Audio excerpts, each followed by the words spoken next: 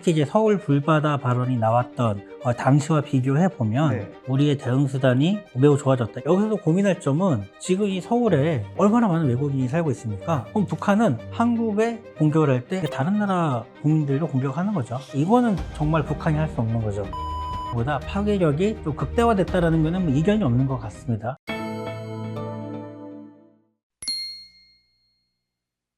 네, 박용한 국방연구원 핵안보연구실장님 모셨습니다. 지금 그럼 핵 연구 때문에 바쁘시겠네요. 네, 뭐 여러 가지 연구를 하고 있습니다.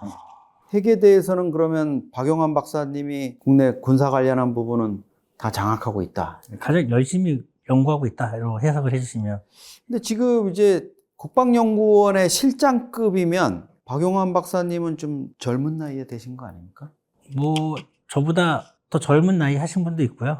그래요? 저보다 더 많은 나이에 하고 계신 분도 계시고요. 네. 예, 일을 더 많이 해라라는 의미에서 아마 보직을 주시지 않으셨을까 네. 생각하고 있습니다. 어쨌든 국방연구원에 지금 실세 연구실장님을, 현역 실장님을 이렇게 모셨다는 게 정말 구독자분들께 정말 뿌듯합니다. 현재 한국은 공개된 군사력보다 실제 군사력이 더 강하다, 아니면 액면가 지금 다 보여주고 있는 거다. 사실 군사력 평가하는 방법 자체가 어렵습니다.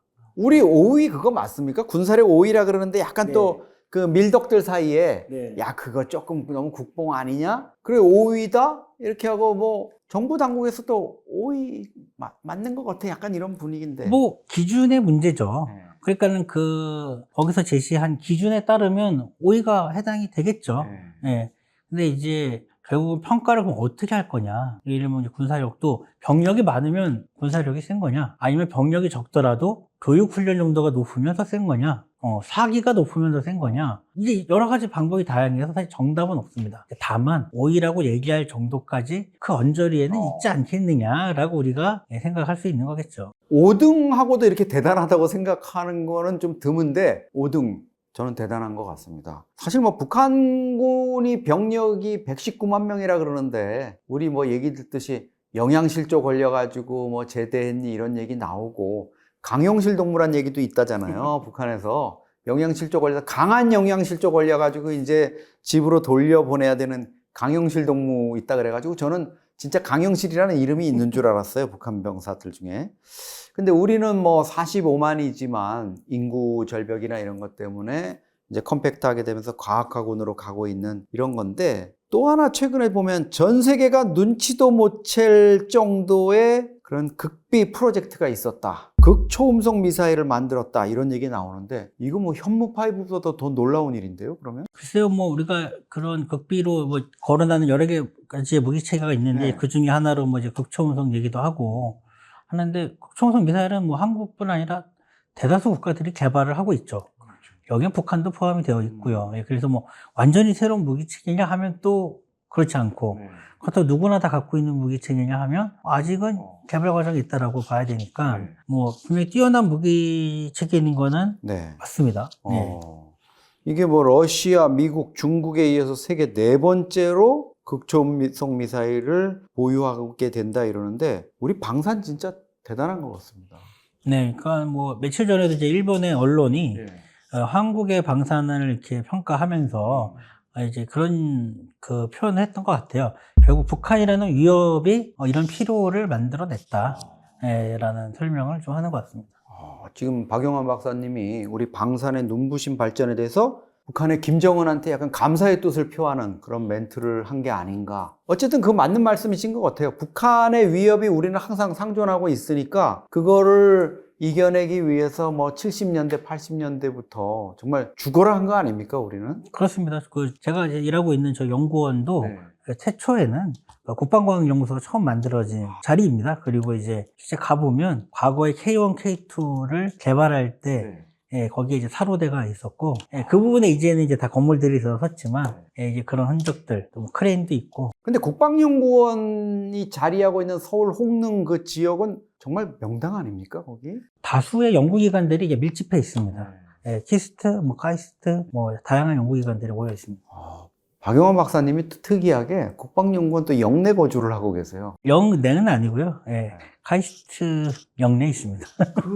그 홍릉 거기에 아파트에 지금 혼자 사세요.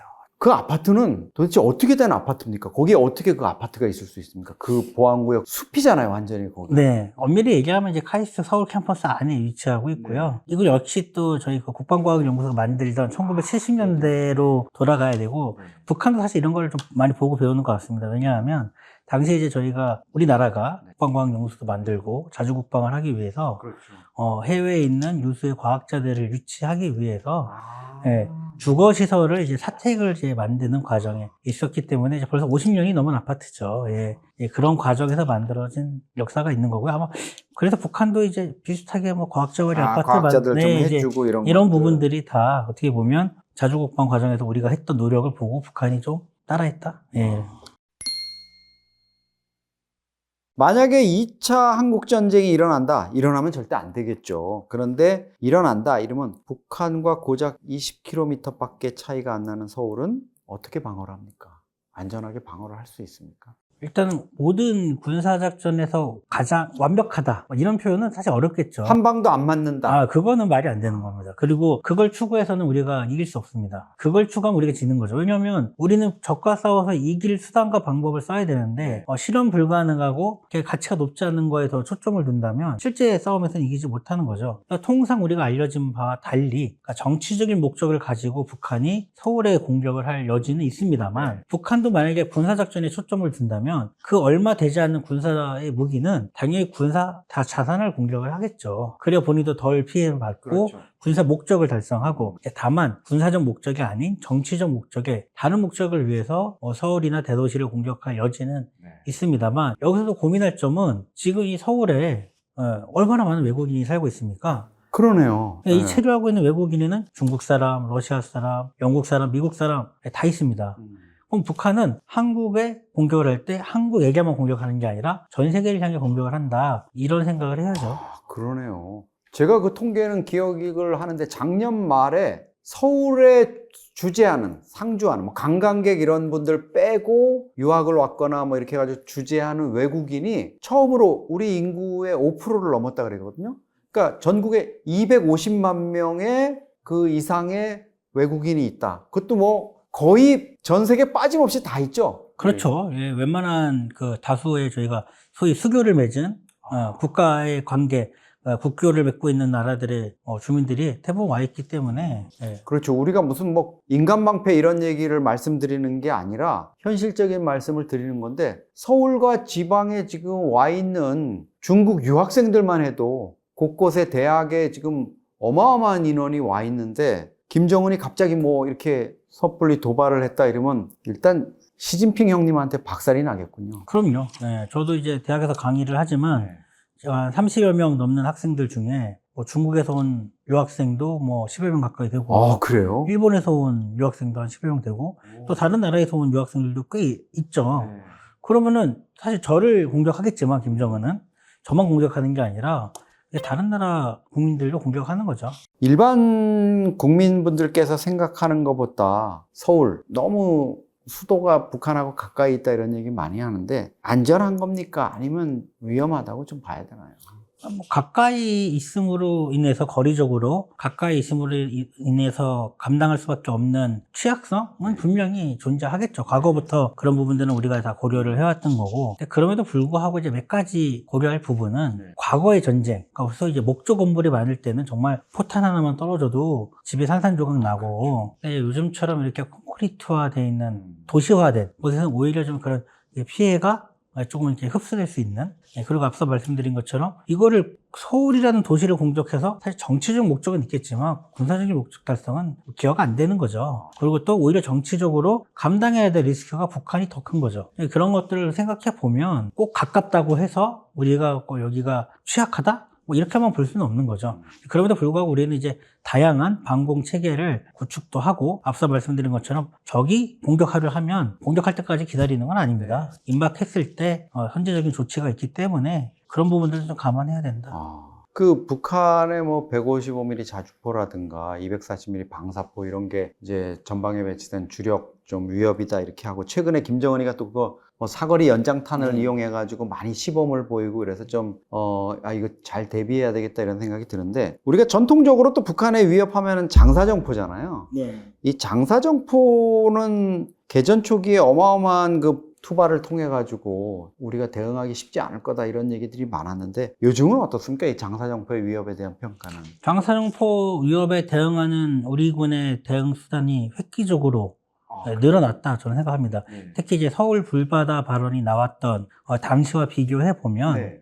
우리의 대응 수단이 매우 좋아졌다. 일단 탐지할 수 있는 수단, 그 다음에 그걸 타격할 수 있는 수단들이 아주 획기적으로 좋아졌기 때문에 생각보다 북한의 그런 수단들이 꽤 많은 양을 쏟아붓기는 어렵다. 예, 그런 무기체계 자체가 생존하기가 일단 쉽지 않다. 또 생존한다 해도 몇 발 쏘지 못하고 아마 파괴될, 무력화될 것이다 라고 보면 그렇게 아주 그냥 대단한 공격을 서울에 쏟아붓는 건 좀 어렵다 저렇게 생각합니다. 예전에 저도 이제 그 국방부 출입할 때 보면은 전방에 있는 그 장사정포라는 게 다 노출된 게 아니라 지하에서 이렇게 갱도에서 올라오는 그건데, 한미연합전력이 그걸 다 대부분 위치를 파악하고 있다. 그래서 사실 갱도가 열리거나 그 임박한 순간에 다 이렇게 타겟으로 우리가 포병으로 무력화할 수 있다. 이런 얘기도 있었는데, 지금도 이제 그게 그 당시보다도 훨씬 더 지금은 대응 전력이 높아졌다 이렇게 말씀하시는 거예요. 숨바꼭질 같은 건데요. 네. 북한은 당연히 이제 은폐할 거고 우리는 그걸 찾아내겠죠. 네.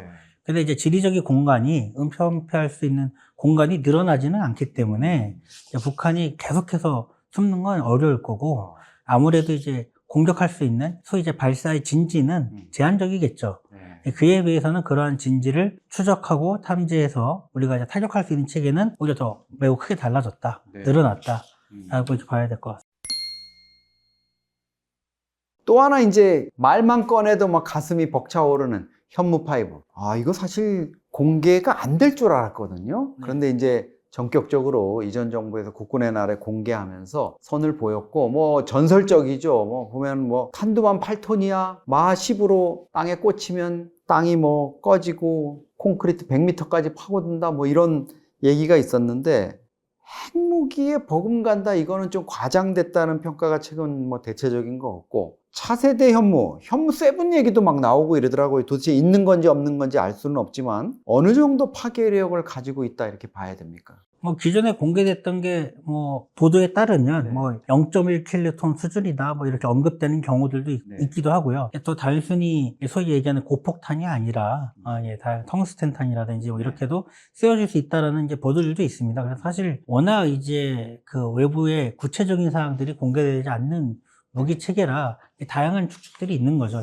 다만 기존에 우리가 가지고 있던 탄도미사일보다 파괴력이 좀 극대화됐다라는 것은 이견이 없는 것 같습니다. 그리고 이제 이런 포탄이 당연히 미사일이 핵무기처럼 딱 떨어졌을 때 그 효과를 완벽하게 만들어내는 건 어려울 겁니다. 다만 그 지형과 지반과 그 시설에 따른 특징이 있겠지만, 동시적으로 연속해서 탄착이 되면 그게 무한대로 뚫고 들어갈 수 있는 건 아니지만, 그렇죠. 적어도 그 상부층에 대한 그 상당한 피해만 주더라도 사실 이 시설이 정상적으로 가동되기 어려운 이란 같은 사례를 보더라도 미국의 공격 양상을 보면 그 깊숙이 모든 걸 다 가서 파괴하겠다가 아니라 지원 시설을 파괴한다든지 해서 궁극적으로는 이 시설 자체가 원래 목적대로 가동되기 어렵게 만드는 그런 효과를 좀 보여주는 것 같습니다. 그러니까 꼭 파고 들어가지고 그 지휘부를 완전히 콕 찍어서 이렇게 하지 않더라도 주변부라든가 이렇게 대충 맞아도 지하에 있는 갱도라든가 이런 건 사실 무력화되는 거죠. 기본적으로. 제가 만약에 지하 10층 시설에 있는데 위에 지하 1, 2층이 파괴되면 저는 못 나가지 않습니까? 그렇죠. 구멍이 없죠. 나갈 구멍이. 현무5 하면은 사실 공개됐을 때 주변국 반응 난리가 아니었죠. 근데 북한이 이거 가지고 막 김여정이고 노발대발 하더라고요. 네. 왜 그러는 겁니까? 그만큼 신경 쓰인다? 요즘 소위 하는 말로 긁혔다? 그렇게 봐야 되지 긁혔다. 않을까? 예. 우리 핵 보유국한테 너희들이 현무5 따위 가지고 그러냐 막 이렇게 또 난리 쳤거든요. 네. 어떻게 봐야 됩니까?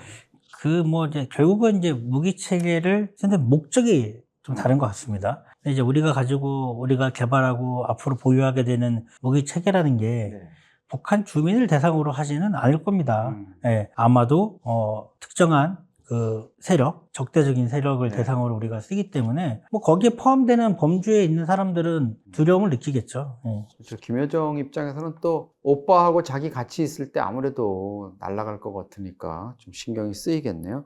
북한 하면은 또 땅굴 아닙니까? 저희 어릴 때만 해도 북한 그 규탄하는 뭐 이런 대회 같은 거 많이 했는데 때려잡자 두더지였어요. 구호가. 그러니까 북한이 이제 땅굴 파고 남침 땅굴 자꾸 파고 이러니까 그때 두더지로 많이 비난했는데 이제 이 두더지 수준을 넘어서 지하 벙커 이런 것들 뭐 굴착하는 대부분 지하 시설 만드는 거 이 기술을 하마스라든가 뭐 이런 데 수출까지 하고 있다. 세계적으로. 어느 정도 능력을 가졌길래 이런 그런 보도들이 다수 보여진 것 같습니다. 아마도 그 교류 관계에서 그런 불법적인 거래 관계에서 그런 기술도 넘어갔을 거다. 그래서 뭐 북한이 개발한 그러한 또 뭐 미사일, 뭐 불새 파이브나 뭐 이런 것들도 뭐 사진에 찍히기도 했지만 이제 그런 왕래 속에 기술도 전달이 돼서 쓴 거다 아니라는 뭐 이런 다양한 이제 보도들도 나오기도 했죠. 기본적으로 땅을 잘 판다.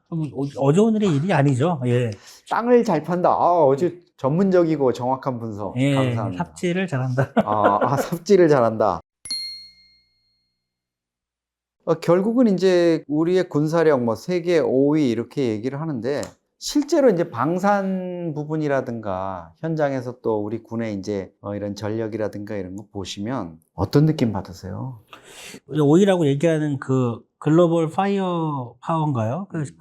이제 거기에 5위라고 나오는 게 뭐, 그 기준에 따르면 거기에 해당하겠죠. 예.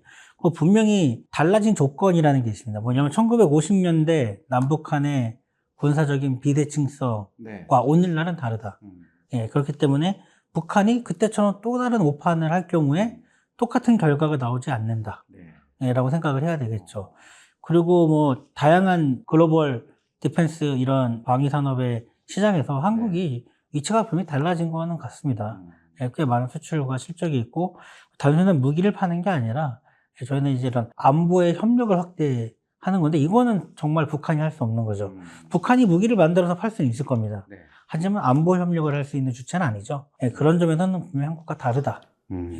북한 같은 경우에는 그런 부분에서 고립감 많이 느낄 것 같아요. 사실 김정은도 한국뿐만 아니라 해외 그 정상들이 보면은 뭐 G7이다 뭐다 해가지고 에이펙이다 해서 모여가지고 다 미래 얘기를 하잖아요. AI가 어떻고 전기차가 어떻고 뭐 기후변화가 어떻고 이러는데 이 푸틴 형님이나 시진핑 형님도 그런 자리에는 또 안 끼워주더라고요. 작년에도 보니까 뭐 베이징에서 만나가지고 북중러 연대 과시했다 그러는데 젊은 김정은이는 빼놓고 둘이서 뭐 우리 생체 이식하면 150년은 같이 살 수 있을 것 같아 뭐 이런 얘기만 하고 김정은 입장에서는 좀 기분 나쁠 것도 같아요. 이게 안 끼워주잖아요. 이런 거에.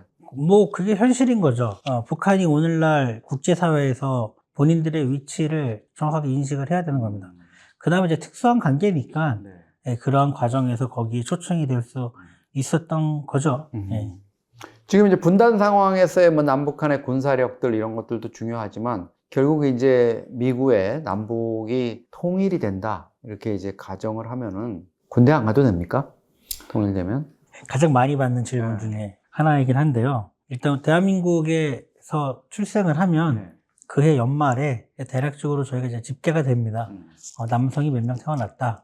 국방용으로서 그런 것도 아니요. 깐난 애기들 머리도 신단 말입니까? 저희가 세는 건 아니고요. 네. 아마 행정안전부에서 뭐 이런 절차들이 있어서 이제 아마 주민등록 통계가 만들어지고 할 텐데 그러니까 결과적으로 그해 몇 명이 태어난지가 나오면 우리가 이제 산술적으로 약 20년 뒤에 병력 자원이 몇 명이 되는지를 벌써 우리가 알 수 있는 거죠. 왜냐면은 20년 뒤에 기대되는 생존율이라는 게 있을 거고 현역 판정률이 있고 하면 올해 1년 동안 태어난 남자아이 숫자에다가 이제 그런 거 딱 넣으면 20년 뒤에 병력 자원이 나오는 거죠. 20년 뒤에 안보 환경이 통일된 이후에 군대가 필요가 없을 것이냐라고 하면 글쎄요. 뭐 혹자는 그런 얘기도 합니다. 지금은 천원에서 경계를 서지만 개마고원 압록강 가서 경계를 서면 더 추울 수도 있다. 그 추운 데서. 뭐 요즘은 시원하겠지만 물론 이제 북한이 이제 통일되고 이러면 중국과의 경계 네네. 이런 것들은 이제 변경 수비대식으로 해야 되지만 지금처럼 그래도 중무장화된 뭐 휴전선이라든가 아니면 이 해안선 경비안이라고 어마어마한 의무병이 필요하지는 않을 거 아닙니까? 네, 그래서 뭐 단적으로 지금의 병력 숫자 북한의 현재 병력 숫자가 합쳐진 규모는 아닐 겁니다. 네. 그래서 우리가 소위 이제 통일 한국의 적정 군사력을 이제 다수 연구하는 사례들이 있는데, 그때 보면 대체로 지금보다는 남북한이 합쳐진 것보다는 줄어들 수도 있고, 대체로 지상군 위주에서 조금 더 해군군 위주로, 첨단 전력 위주로, 그런 군 구조가, 전력 구조가 바뀔 여지는 있지만, 네. 뭐 주권 국가로서 당연히 군대는 존재하겠죠. 통일되면 야 북한 핵도 우리 거다. 아, 네. 이거 얘기 됩니까? 일단 제가 그 박사 논문에서 그런 내용을 살짝 언급을 했는데요. 그래요? 저는 이제 거기다 논문에 그렇게 제언을 했습니다. 북한의 핵 물질과 핵 무기를 포함한 부분에 대해서는 무기급 핵물질이나 또는 핵탄두 같은 경우는 기본적으로 한미가 훈련을 통해서 다양한 대응을 준비하고 있습니다. 네. 그래서 기본적으로 미국이 폐기 절차를 했던 사례가 있습니다. 과거에 그러한 핵무기를 갖다 폐기하는 절차를 할 수가 있고요. 또 필요하다면 다른 다양한 국가들이 옵저버 형식으로 와서 이런 부분들을 감독할 수 있는, 그래서 적어도 현재로서는 한국이 비핵화 국가로서 북한과 통일을 하더라도 핵무기나 핵물질을 한국이 보유하지 않는다라는 그러한 정책이 유효하다면 이런 것도 할 수 있는 거죠. 그렇기 때문에 북한의 핵무기를 반드시 통일하기 때문에 한국이 갖는다. 약간 주변국들이 싫어할 것 같아요. 그러니까 그런 이제 우려를. NPT 체제와 IAEA 틀 컨트롤 박스 안에 있는 한국의 기준에 맞춘 핵 문제 해결이 되는 거네요. 그죠? 그렇습니다. 지금 뭐 이란 우리가 핵 협상 그 과정에서도 나왔지만 그 IAEA가 참관한 상황에서 희석해버리거나 핵물질을 아니면 핵을 뭐 해체하기 위해서 그 미국 오크리치 이런 핵단지 이런 데로 가서 이제 미국이 처리하는 뭐 다양한 방법이 있겠군요. 그렇죠. 현재의 그런 비핵화 기조가 유지된다면 그러한 정책들을 구현할 것으로 예상이 되죠. 네. 통일이 돼도 북한 핵을 우리가 갖기는 좀 어려울 것 같습니다. 그럼 우리가 더 좋은 거 필요하면 더 좋은 걸 만들면 되지. 더 좋은 거요? 우리가 굳이 그렇게 북한 거를 우리가 뭐 해야 될 이유는 있을까요? 아니, 무기체계 기준에서 보면 북한의 무기체계가 우리 무기체계와 비교를 했을 때 좋은 무기체계는 아니지 않습니까? 그렇죠. 네. 근데 뭐 그게 꼭 핵이든 아니든 우리가 굳이 뭐 이렇게 대다수의 북한의 무기체계를 우리가 사용할 여지는 크지 않다고 대부분 이제 전망을 하는 거죠. 네.